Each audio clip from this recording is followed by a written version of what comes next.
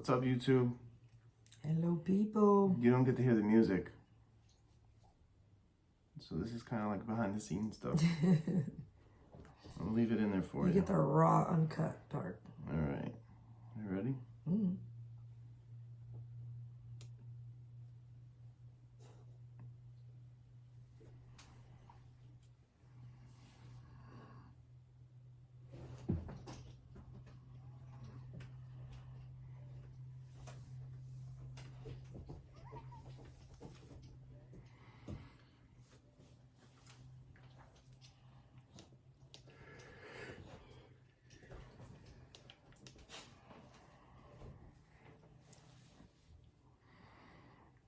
What's up, everyone? Welcome to another episode, Man with Elaine and the Automotive Truth. Hello, people. I'm Matthew Pollard. I'm Elaine Pollard. And that's Luna Pollard. She's chewing on her blanket over there. Yeah, she's here. Mm-hmm. Dude, I bought her a little $5 reindeer from, I think Target we were at or something. Yeah. She loves this thing. She sure does. She would have tore it up a minute ago. Like, yeah. She's throwing it up in the air with her mouth and catching it like it's Carrying so it weird. around like it's a little baby. I think it's because the colors. It's like bright red and bright green. Yeah, it's pretty crazy. Yeah, whatever. She loves it. Yeah. What's going on, people? What's up, everyone? Hope you all had a happy Thanksgiving. Yes, we did. Yes. It was great, man. Our airman, Felicity, has took flight again. She's back at her base in Tucson. Yep, she's gone. And she is gone. So we enjoyed every little minute with her. We went shopping last night, tried to decorate, do some Christmas decorations. And I kind of like blackmailed a little bit, right, to get her to come back. We bought it. We always do a gingerbread house every year. And so we brought one and, there's Luna's toy. So we brought one and we went to bed because she went out to get coffee and she took too long, so we fell asleep. Yep. And now, so I sent her a picture earlier and I was like, you have to come back for Christmas now. We got to put the gingerbread house together. We have to do it, yeah. She says to me, for what, Ma? So you can say, no, the icing doesn't go there. Why'd you do that? Oh, you messed it up. She's right. A mom will be a mom. Yeah, she's right. Ooh. But she loves her mama. Yeah, she does. What are we talking about today, Matt Pollard? Underrated, overrated? All right, let's Rants. do it. Okay, let's do it. The book of the automobiles. All right, world's worst cars. World's worst cars, and then we'll try to get into some of the chip shortage stuff. Yeah, interesting stuff. Yeah, interesting stuff. We've been following it for a minute. Mm-hmm. Not just because you were in the business, yeah. But what some manufacturers are doing too to try to stay ahead of this. Mm-hmm. Yeah. All right. So first, underrated, overrated. All right, let's go.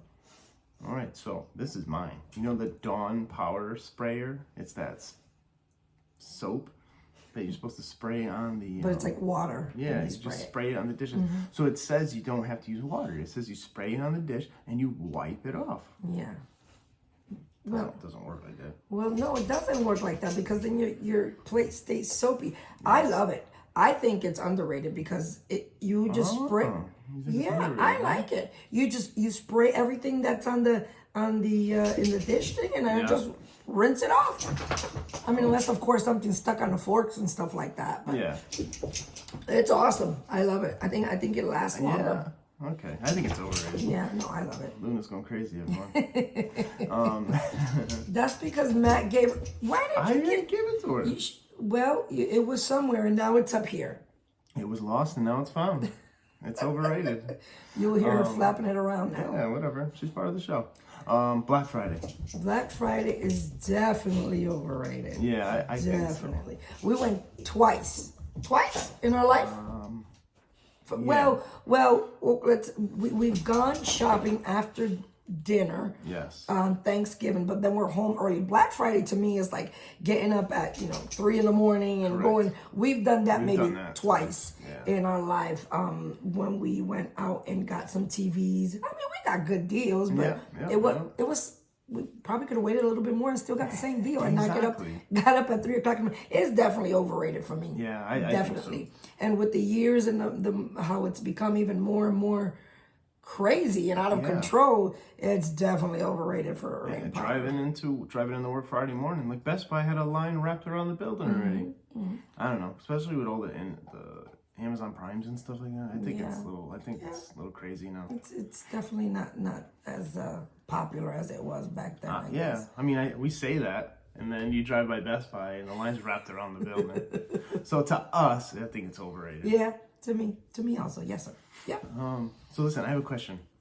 If you could go back and have one of the cars you ever had throughout your lifetime, what car would it be? Something that I haven't had already, I would imagine. No. A car you've owned. Oh, that I can have again? Yeah. Like, which car would you like, man, I wish I never got rid of that car? My Stanza. My Nissan Stanza. It was man, we manual. love Hoopties, man. It was manual. It was fast. It was gold and fully loaded. It had a sunroof. It was great on gas. I love that car. I actually got into an accident with that car. Wow. Well, somebody knows. I was pregnant with Felicity during the time. Somebody hit me. Right. You're somebody, in Stanford. Yep. Somebody hit me from behind driving to Stanford, back and forth. There were no phones then, but yeah, they crushed my car, but they fixed it and it came out perfect. But yeah. That would be one of the cars that I would have loved to have kept was my Nissan Stanza. So your Nissan Stanza. I think it was a 95. Really? I think it might have been a 95. That's crazy. Yeah. Yep. Loved that car. Wow. Loved it. Couple of my boys got arrested in it back in the day. Oh, okay. That car But I got it back every memories, time. Huh? Not for the memories, but for the car and how it drove. It was a pretty nice driving car. All right. How about you, Matt? Oh, so for me, I think it's my Tundra. Oh, I miss my Tundra. What about your black Tacoma, the 2-door one? I missed that one. That one's nice. I think I like this. So I had this. That's actually the truck I met Matt in, right? No. Oh no, that's right. No, you had the red Tacoma. I had the red one. Yeah. Sorry. We had too many cars. So we had this. I actually traded a Mazda. I traded a Mazda for this '93 2-door Toyota pickup, 5-speed with a 3-liter V6 in it. Oh, it's a beautiful truck. It had like a little 2.5-inch lift on it. It was really nice. So, Arlene used to drive it all the time. Yeah, it had these chrome wheels and it was lifted. It was nice. It was a really nice truck. Yeah. So one day, she sends me to the hot dog stand back in Connecticut, and some guy's standing there. He's like, "Hey, do you own that black truck?" I was kind of a jerk back then. I'm like, "Yeah, why?" He goes, "You want to sell it?" I'm like, "Nope." He's like, "I'll give you this much money for it." I said, "All right, follow me home." There with the truck. There with the truck. He's like, "I'll give you this," and I'm like, "Okay, follow me home." That's Matt Potter's automotive truth, y'all. Get them, sell them, keep it pushing. Get them, sell them, keep it pushing. I don't get emotionally attached. Yeah. I did to my Tundra. I'm not gonna lie. Because when the 2007 came out, I did say, always kept saying, I want a Tundra, I want a Tundra, I want a Tundra. Yeah, it was a nice truck. It was huge though. It was. I didn't like driving it. It was too big for me. Yeah, I love that truck. Yeah. What else we got here? Also, we're done with overrated and underrated, huh? Yeah, we only had 2 on there this week. All right, keep it short and sweet. Yep. Hey, whoever's on YouTube land, if you can say whose bike this is, I'll send you some swag. Oh my God. What are you doing? Jerry's gonna be the first one. And probably the only one. I'll send you a t-shirt. Let's talk about some stories. Let's go. Stories? You go story time. All right, story time. Let's see, what can we talk about? What? Something happened the other day that I wanted to talk about last week, and it was so hilarious to me. So one of our porters, hilarious. One of our porters, right? So at night, we have a box where we put our pre-work orders for the appointments for the next day, and so they get purged after the day, and we throw them in a shredder box, a box that is to be shredded. That a company that shreds comes to get it, and we call it the shredder box. It's just the shredder is what we call it. Throw it in the shredder, right? Yeah. So we tell one of our porters We take all the old pre-writes that were in there, get rid of them. And I say, hey, throw this in the shredder for me. Throw this in the shredder for me. And he goes, oh, where's the shredder? Where's the shredder? We're not thinking anything. And so I'm like, over there in the corner, over there, the box over there. And so he goes, and I'm watching him, and he grabs the piece of paper, and it's a slot you throw it in through. And he grabs a piece of paper, and he goes, he's waiting for it to shred, y'all. He's waiting for the paper to shred. I said, what are you doing? We're all like, what are you doing? He's like, it's not shredding. What is this? I said, it's a box. You throw it in, and the people pick it up. Oh, man. Yeah. So the next day, one of our coworkers, one of Matt's, I guess, assistant managers, prints out a picture of Master Shredder. Master Shredder from the Ninja Turtles, and puts it on. It's still there. And it's there. And now I like to call him Master Shredder every time he walks by. He's a good kid. Oh, but it was so funny, the look on his face when he saw it. It's like he was so disappointed. It's not working. What? Who doesn't like shredding paper? Like it's fun. Oh man. Anyways, that was pretty funny to me. I'm sorry, but it was funny. It was funny. We were dying. And he can take a joke. The young man can take a joke. He's pretty funny himself, by the way. Yeah. Last minute travel. Let's talk about last minute customers that are coming in. Let me get my oil change. We talked about this last year, actually. We talk about it all the time. Every single holiday. Why? Why do you wait till the last minute? And then you hold us to it. Well, I gotta go. I gotta get going. Now you're complaining you were there 2 hours. What is that nonsense? People will be people, y'all.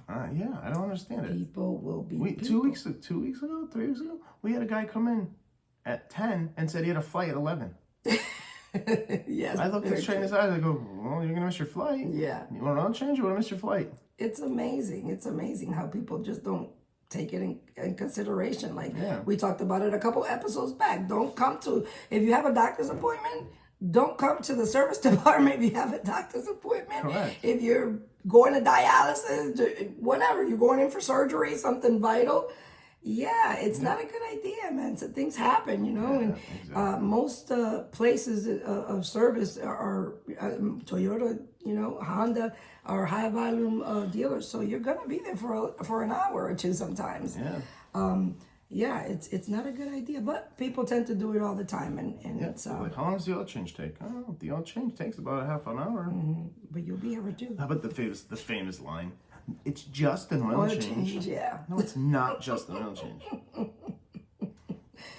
Well, we love our customers. We still love them, and we'll still take them in. We won't send them home. That's just what we do. Yeah, as long as you're honest with them. Exactly. But it's just, last week was just, oh my God, last week was something at work, y'all. Like nonstop. It was like 5 and then 5 and then 5 and then 6 and then 5 and then 3 and then 5. Just coming into the drive nonstop. It was hilarious. It was not hilarious. It was not fun. We were over 200 cars. But but we got to the day, and we made a little money in it, y'all. We made some money. I told them, everybody's freaking out. I said, listen, we're still gonna go home at 7. Exactly. You know what? It's actually a privilege to be so busy. Even during the holidays, when other places are dead, we're still jamming. Just a couple parking lots over, man. They have nowhere. That's right. That's right. Praise God. Yeah, to God be the glory. It's because we're tithers. Yeah, God will provide. That is very true, y'all. Let me throw in a little nugget about tithing.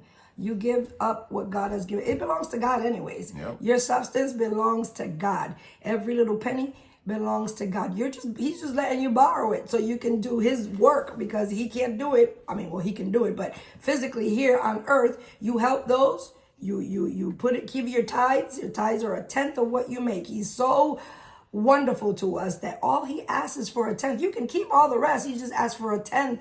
When you go to church, give your 1/10 and you will be blessed. Believe me. Yeah, it's a seed. Yeah. Believe me, you will open up the windows of heaven and he will pour out a blessing. Just because you made that sacrifice of 1/10 that he asked in his word to do so. And that's why we stay blessed, right, honey? Amen. We stay blessed. We're blessed because we serve God, and blessed because we give him of what we work, of our substance, of what of what God has blessed us with. Correct. And it continues on and on and on and on. Yep. Amen. It's proven. Prove God. Prove Him. So we had a potluck. Is it called a potluck? Yes, it was a potluck So for Thanksgiving. we had a potluck for everyone on Monday last week, and At work. Yeah, at work, and we fried turkeys in the shop. Yeah, they fried them in the shop. Like, they fried them in somebody's bay. Like, there wasn't a window. There wasn't in front of the garage door. They was in somebody's bay in the middle of the shop. They fried, what, how many turkeys? 4? 4. 4 turkeys. I was like, I know someone's going to complain. Why does my car smell like food? Took it to the drive-thru. Somebody did too. One person did say that their your boy told us that one person did say, why does my car smell like fried turkey or fried something or whatever? Yeah. One person did say it. Because he probably looked through the window and down the end and saw us fried turkey. That turkey was amazing, y'all. It was amazing. It was probably the best fried turkey I've ever had. I've ever had in my life. It was so good. I mean, I'm not a turkey eater. Even the spread that they had was amazing. I brought my Spanish rice. Yeah, I brought my arroz con gandules with salchichon. Oh, it was good. It was good. But there were so many other things. I mean, so many Mexican dishes and so many all the soul food. Like it was just great. It was awesome. great. The dessert table was bigger than the actual food table. It was huge. So and people actually made stuff. Like they didn't go to the store and buy it. They actually took the time and made stuff. And there's a lot of good cooks in our place. I know. A lot of good cooks. And one of the salesmen was like, "Hey, Hefe, can you try my cheesecake?" Yeah. I'm like, "Absolutely, man. Throw it on my plate." It's like our Everything opinion was matters. good. Everything was good. I didn't have everything, but everything that I had was good. Yeah, it was very good. Yeah. It was amazing. I really appreciate it. Yeah. I love our workplace. I really do. I like I love the people there, and I like the atmosphere of family. Yes, it's a true family. It's an atmosphere of family. There ain't not that I can see for the most part. There's no cliques. There's no everybody's for everybody. You know, everybody's for the customer. Yeah, and I pray. I pray hard, y'all. I pray hard every morning before I go to work because I want the atmosphere to stay in that. You know. Correct. In that spirit of family and spirit of I guess fellowship and friendship, you know, because it's so much easier to go to work when everybody's happy. When everybody's in a good mood, when everybody can relate, when you consider yourself my brother and my sister, it is easy for you to work with people that are that way, you know, that are not selfish, that are not behind the back, and you know, it's so much easier to go to work. Yeah, I mean, it all comes from the head. Yeah, that's true. It flows from the head down. That's true. So from the owner to the GM, absolutely, to the sales managers, absolutely, they're good people. They're nice people. The camaraderie is just so. They joke around. You know, it's not just you know all business. You know, all the time. They really take care of their employees. care about the employees. They sure do. Yeah. All right. You want to get into the book before I we do. get into I do. Into the chip shorts? Yeah. Let's do that really quickly. So, my world's worst car of the day. It's by Fiat, y'all, and it's a Fiat Strata is what it's called. Fiat. Yeah, Fiat Strata, and it looks like a little Volkswagen GT. But the reason why I wanted to bring this Fiat Strata up was because it's this car was hand built by robots. Strictly by robots, y'all. And I know there's a lot of, now, of course, there's a lot of cars that are being built by robots and a lot of things. But this is back then in 1979. This car ran from 1979 to 1988. The Fiat Strata, top speeds of 87 miles per hour. Wasn't that fast, y'all? I don't think that's fast. The miles per gallon were 33 miles per gallon. And inline 4. Tell us what an inline 4 engine is. That's a straight 4-cylinder engine. Okay. Because why didn't they just put 4-cylinder engine? Because it's inline. Okay. Anyway. It's not a V. Okay.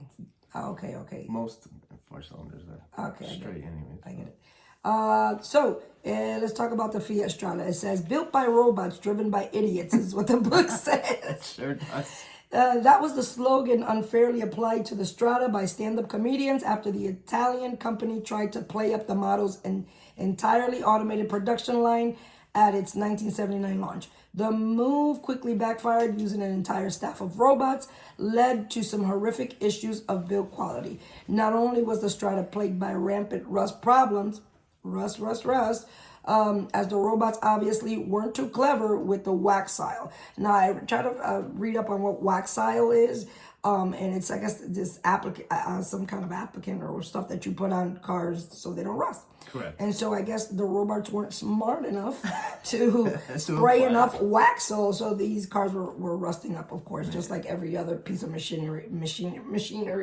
book. Out of it.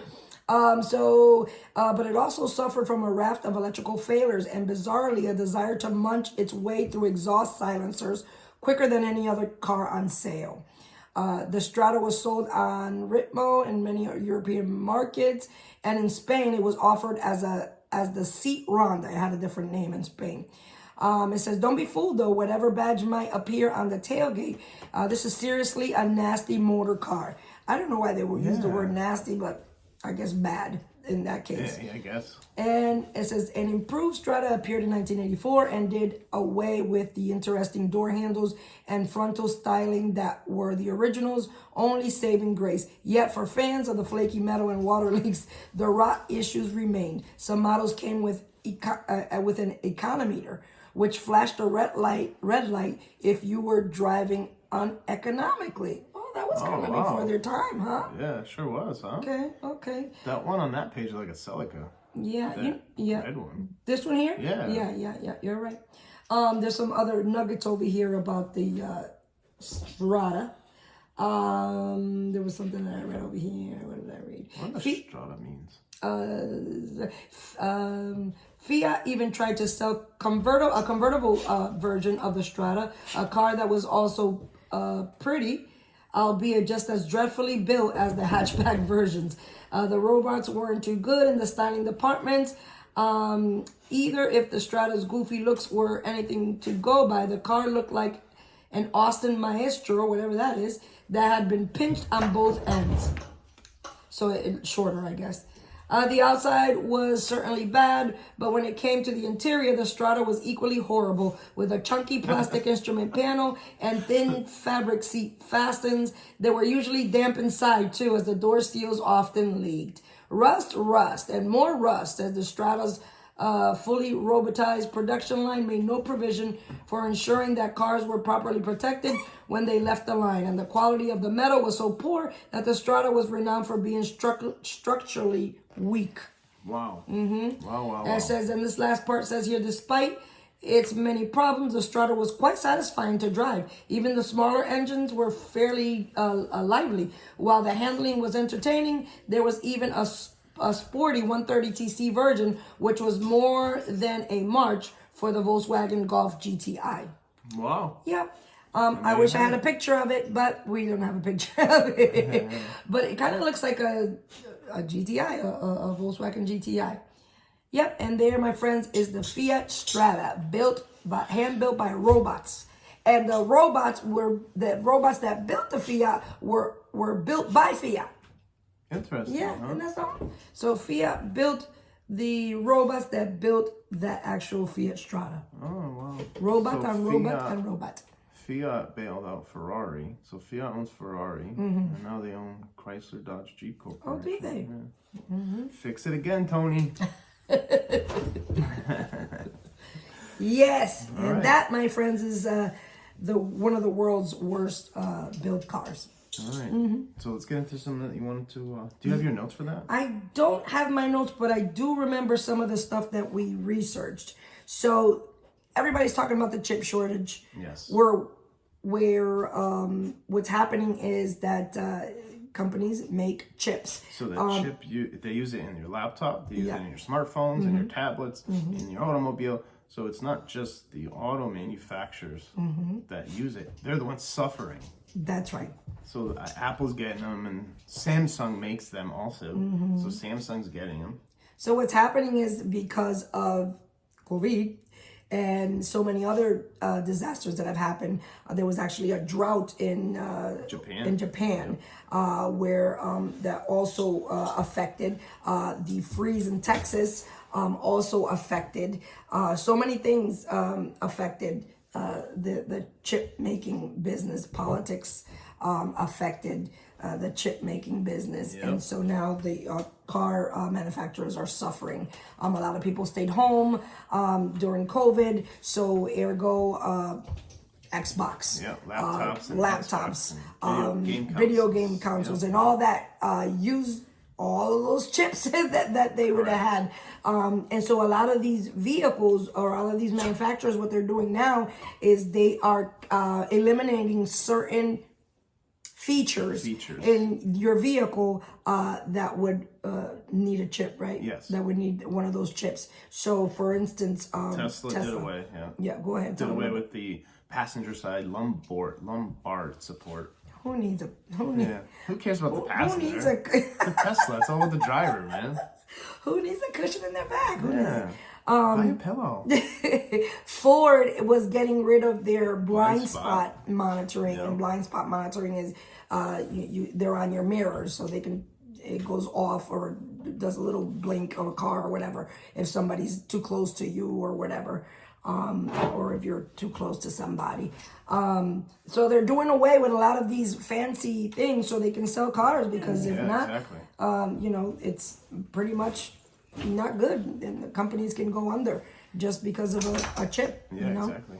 We're hoping that something gives. Yeah. And that all this these plants or whatever you call it start making these chips, especially for the holiday. Like all these. I mean, it's too late now for that. Yeah, I guess so. I guess it is. So it looks like BMW teamed up with Qualcomm. Mm-hmm. So like all these car companies are kind of like outsourcing and getting their own companies now to make the chips. Mm-hmm. Yeah. Mm-hmm. So Samsung's actually building a plant. Pull it up over here. Samsung's building a plant. Samsung's in Texas. Yeah, they're building a huge plant in Fort Worth. I think it is. I just pulled it up here quick. Yeah, so they passed everything, so they're going to start building. But think about it. So now it's going to be 2 or 3 years. Yeah. I mean, we drove by the Tesla factory this morning, and that thing's still not even done. Mm-hmm. They're still working on that. So you still got to get the factory going, and then it's still going to be forever. Yes, sir. Yes, I was talking to somebody. They said we probably won't even have inventory by 2023. Yeah, we get some trailers in with cars, and when we see them coming down the driveway, we're like, "Oh my God, cars are coming in! Coming in!" We get all excited. We're like, "Woo, PDI!" And every single one of those cars on those trailers are already sold and accounted for. Yep. It's crazy. Here comes the truck. Here comes the salesman. Yeah. You got the keys to that car? Yeah. Yeah. Get it PDI. Let's go. Let's go. Let's go. Yeah. PDI is pre-delivery inspection. They have to do that to every car before they sell it. Mm-hmm. You got to make sure that chip's working. Make sure that the lumbar is working. You got to make sure the lumbars and the blind spot's working. We did hear that Ford was sending some automobiles to the dealership. Okay. And having the service department put in the computer when they had the chips. Gotcha. So, I mean, yeah. So send it to the dealership. So the dealership has to pay for the car. Well, you know what I mean? It's always passing the buck, always. So now they have it. So that's some information on the chip shortage for those that are wondering. Are wondering what's going on. Why aren't there cars in the parking lot? Mm-hmm. Why can't I get a 2022 Corolla or whatever? Yeah. Well, that's the reason why, unfortunately, is. And again, politics. It's a lot to do with that.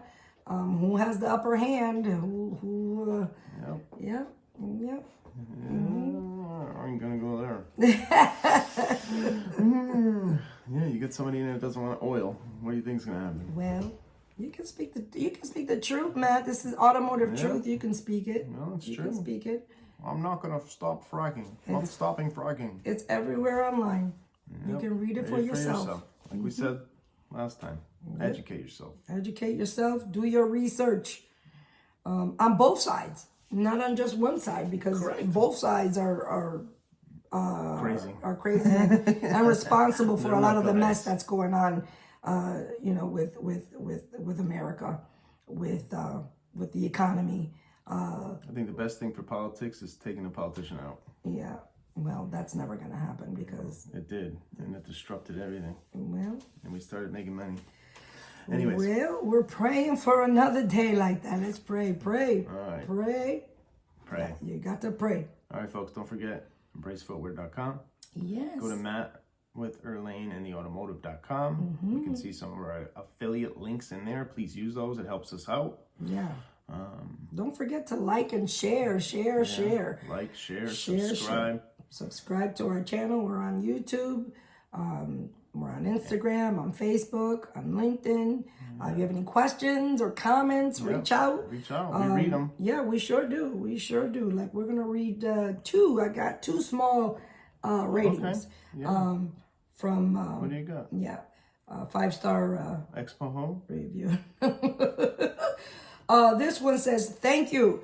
5-star review from Chloe J. Rocks. Good insight. Day-to-day operations. Keep it up. Thank you, Chloe J. Rocks. This one says, great info. 5-star review. Toyota Tech 13. Oh, wow. Okay. Cool.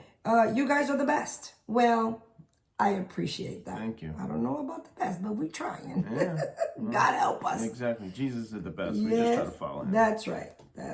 Appreciate those reviews. Thank you. Thank you. It means so much. Thank you, y'all. Keep on coming. Yeah. It just keeps us motivated. Catch up with our episodes, too. There's so many episodes out there to encourage you, little nuggets of information that are useful to you. I mean, we do this to help people. That's right. We do this to encourage people. And, of course, first and foremost, to spread the gospel of Jesus Christ. Correct. Because Jesus is real, y'all, and he's coming back soon. He's coming and back. if you don't see the signs around you, you better open your eyes. Just watch Israel. Yeah, exactly. Watch the Middle East. That's what our pastor used to say back home. That's true. Watch Israel. Yeah. When you start cutting Israel out, you're not an ally of Israel. Dangerous grounds. The Bible says you bless Israel and he will bless you. That's right. Read the Bible. Read the Bible. Read the Bible, y'all. Read it. Get informed. All right, next week I want to talk a little about like trends. So like things that happened on the East Coast in the dealership world that even happened here 2,000 miles away. Okay. From diagnosis to people disappearing at 4 o'clock because they want to write ROs. Yeah, it's crazy. It's crazy the trends in the business. What did you say about people what? Like people disappearing because they don't want to write ROs. Oh, well, that's bad. That's bad service department habits. We should do an episode about bad habits. Oh, we can. Yeah, bad habits in the service department. All right, next episode. Next episode with Matt with Elaine and the Automotive. Bad habits in the service department. Yeah. All right, I know what I'm doing Tuesday and Wednesday. All right, awesome. Everyone, we appreciate you so much. I hope you had a happy Thanksgiving. Yes. Remember to like, share, subscribe, support. Until next time, we're out. Bye. All right, YouTube. Make sure you share this, you subscribe, you like, you comment. We appreciate you. We love you. Until next time. Bye.